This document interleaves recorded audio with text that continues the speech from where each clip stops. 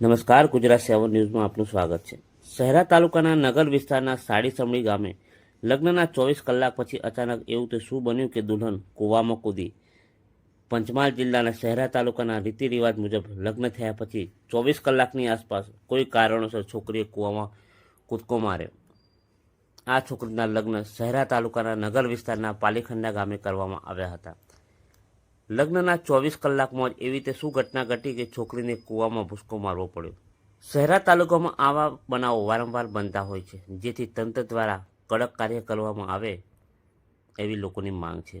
અગાઉ થોડા દિવસ પહેલાં પણ આવી એક ઘટના બની હતી, જેમાં આસપાસ પણ કેનાલમાંથી એક મૃતિક હાલતમાં માણસ મળી આવ્યો હતો। તે રાત્રિના 7 વાગે દૂધ ભરવા નીકળ્યો હતો, ત્યારબાદ ઘરે પાછા ના ફરવાથી જેથી દૂધ ભરવા નીકળેલો માણસ કેનાલમાંથી મળી આવતા પરિવાર દ્વારા શોધખોળ કરવામાં આવી હતી, જેથી દૂધ ભરવા નીકળેલો માણસ કેનાલમાંથી મળી આવ્યો હતો। આવી ઘટનાઓ વારંવાર શહેરા તાલુકામાં થઈ રહી છે, જેથી ઊંઘેલું તંત્ર જાગે તો આવા બનાવો થતા અટકે તેવું લોકમુખે ચર્ચાઓ થઈ રહી છે। પત્રકાર નટુભાઈ પગી, પંચમહાલ, શહેરા।